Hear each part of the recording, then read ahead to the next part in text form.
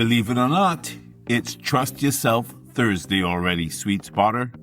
And I'm so glad we're doing this together, that we are unpacking this series on standards together. We've been having a blast, haven't we, here on the Sweet Spot, where science, soul, and success come together.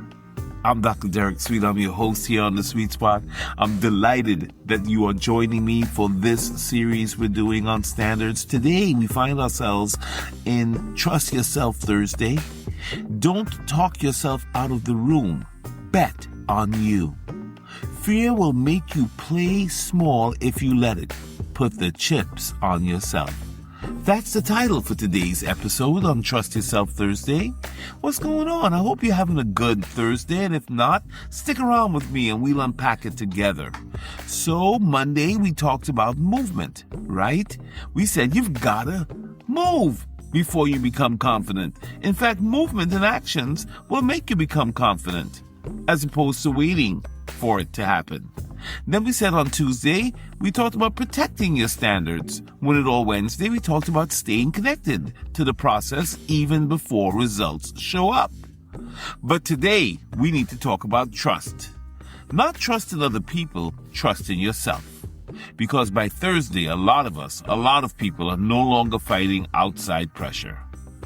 We're fighting the internal conversation. You ever notice how some rooms change the minute a person walks into them?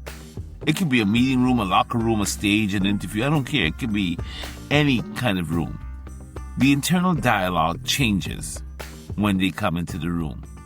You start saying, that person is this, that person is that, and your mind starts going. Even if you're walking into the room, sometimes the internal dialogue can change, and it can change the whole vibe in the room. Maybe I'm not ready. Maybe I don't belong here. Maybe somebody else could do this better. Maybe I should be quiet. Meanwhile, nobody in the room is paying any attention to you or me. Or even if they are, it's just fleeting. All of us are locked in this kind of weird dynamic. And that's what fear does. Fear starts talking before reality does. And if you're not careful, you will start shrinking before life even applies pressure. Absolutely.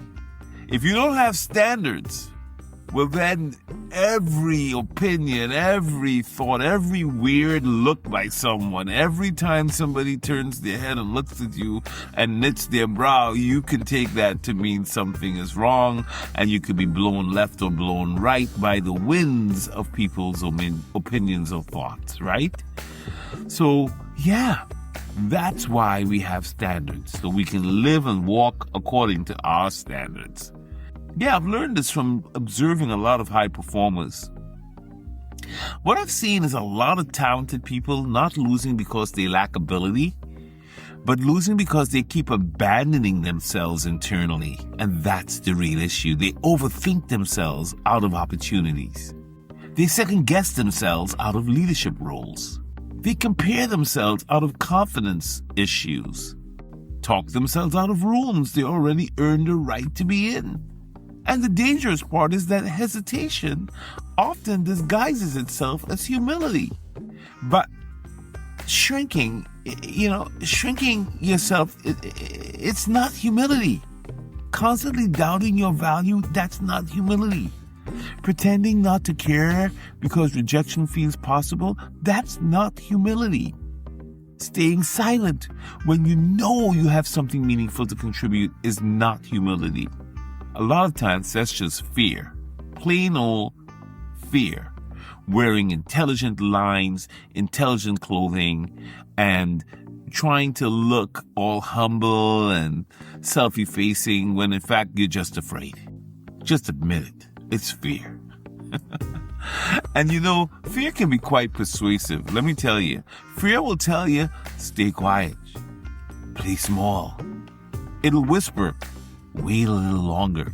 Not now, not now. It'll make you want to be invisible. Not trust yourself. Don't risk being embarrassed. Don't take the chance. And every time you and I repeatedly silence ourselves, for whatever reason, our nervous system starts learning to hesitate. And that becomes a pattern. it becomes a pattern.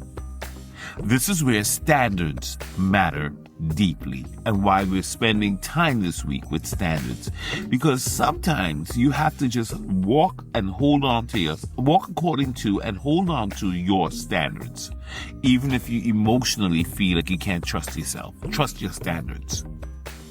Because, you see, a standard is not just how hard you work. A standard is also how you speak to yourself under pressure. What are you saying to yourself? When you're working with your standard, you're refusing to abandon yourself every time discomfort comes alongside you. A standard is basically refusing to abandon yourself every time it gets uncomfortable. A standard is staying connected to your preparation even when the fear is loud around you. And trust matters. Yeah. Trust matters because confidence is not something you can magically feel. Confidence, as I've said before, is evidence. Your brain has to remember the moments that you stayed steady. Your brain needs evidence that you can speak your mind, that you do matter. The brain needs evidence that you took action and didn't back down. The moments you recovered, the brain needs to see that. The moments you showed courage, the brain needs to see it. The moments you kept your word to yourself and to others, the brain needs to understand that. The moments you survived the pressure to collapse and you didn't collapse, you squared your shoulders, you walked across the room anyway, you spoke up, you took the shot, you took the risk. That's how self-trust gets built, and that's how your standards become stronger, one decision at a time. Okay, you're a player on the court, you miss a few shots early. Instead of not shooting the ball, you keep shooting the ball. You ever notice that? You ever notice the best players, they'll keep swinging the bat. They'll keep taking the shot even if they miss. They're not going to keep hesitating. They're going to keep going. You're not going to pass up open looks. You're not going to overthink every possession. You're not going to play cautious instead of decisive. Because your coaches will notice it immediately. The people around you will notice when you're shrinking, when you're trying to hide. Because hesitation changes your body language before it changes the results. And people can spot it, sweet spotter. So that's why we don't allow ourselves to have negative self-talk. We've got to begin to trust ourselves. Yeah.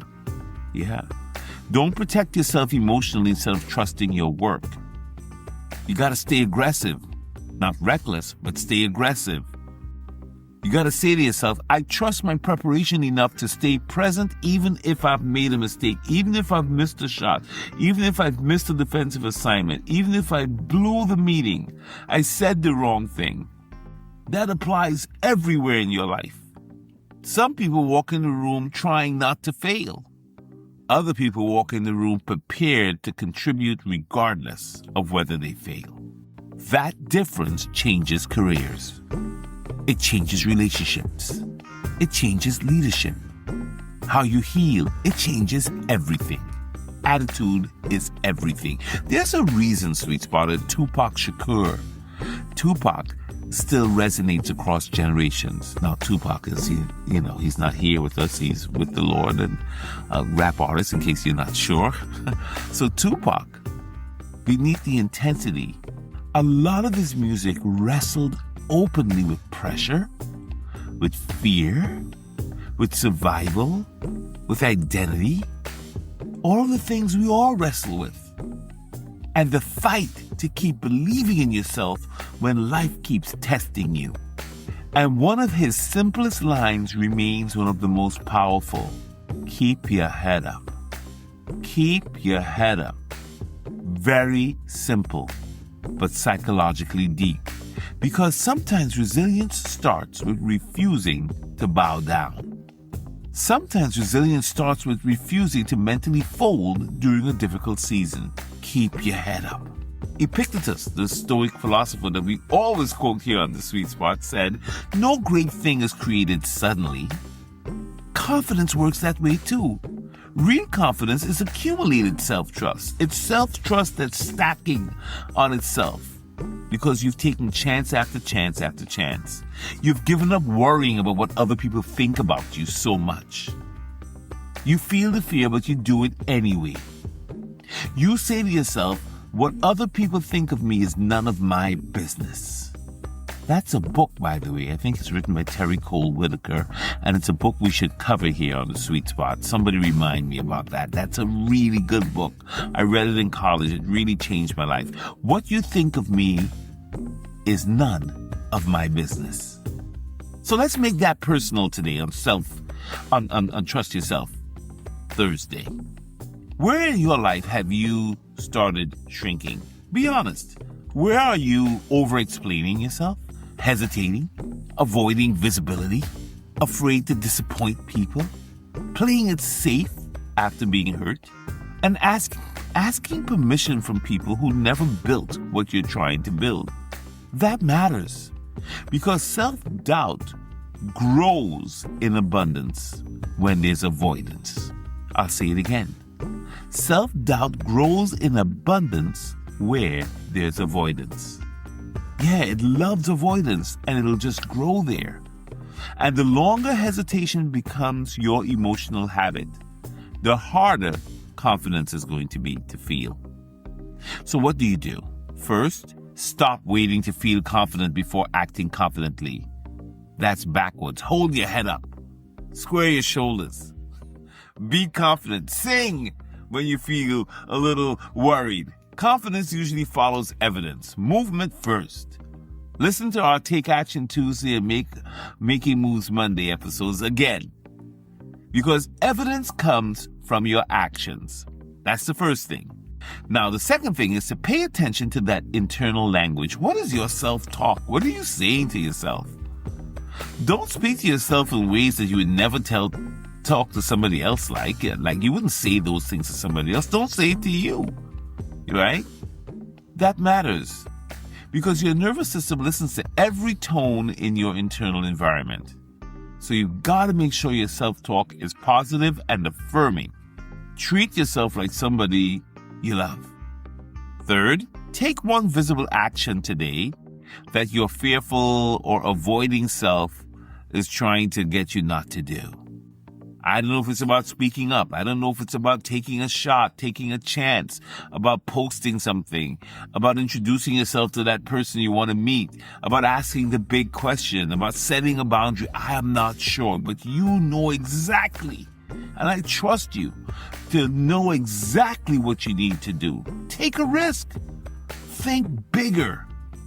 1,000 years from now, 100 years from now, what is it going to matter? And listen, expect discomfort. Your old identity will pull you back towards safety. That's normal. That's all of us. But every time you move with the fear instead of obeying it, your brain collects evidence. When you move with the fear, when you feel the fear, you do it anyway. Your brain collects that evidence. And you are being conditioned to believe that you can survive. That you can survive pressure, that you can trust yourself in the moments when it feels uncertain. And that's how your self-trust grows. A lot of people are waiting for permission to become who they already are. That's the crazy thing in my work. So much of my work, I don't know, was it Michelangelo who said that they chiseled out the angel, they chiseled out the sculpture. It was already in there. Like it looks like a block of stone, but it's really an amazing image in there. A lot of us are just waiting for permission to become who we already are. Think about how crazy that is. And life keeps moving. Time is not waiting on us. So the biggest risk is not always failure. It's spending years slowly convincing yourself to stay small, to play small, smaller than your potential, because fear sounds so reasonable, because fear is so logical. And remember, was it Marianne Williamson? I can't remember who it is. She said, who are you to play small? It doesn't serve the world when we play small. So today, Trust Yourself Thursday. Stop talking to yourself about anything that's negative. Stop talking yourself out of the room. Bet on you. Bet on yourself. Not because fear will disappear. Not because confidence suddenly becomes perfect. Not because success is guaranteed. Bet on yourself because constantly abandoning yourself has a cost too. Yeah, you matter. You really matter. You're one of a million, a gazillion. You made it onto the planet. And eventually, you have to decide which discomfort you can live with. The discomfort of growth or the discomfort of regret. Right? Protect your standards from fear. Protect your confidence from hesitation. Protect your future. Protect your future from the version of you that keeps shrinking and playing small to stay comfortable. That's not serving anyone. And future you is looking. You know what? Future you is counting on you to step up, to not accept anything lower than your standard. For science, for soul, and for success, this is the sweet spot. I'm Dr. Derek Sweet. Thank you so much for joining me. Protect your energy. Trust your work. Keep building, Sweet Spotter. We're doing this. I'm proud of you. And I trust you. I'll see you tomorrow. Oh, yeah. Tomorrow's Finish Strong Friday, and we're going in. We're going in. If you loved what you heard today, please share it with someone who might need it, and then subscribe if you haven't subscribed because it's totally free. Love and blessings.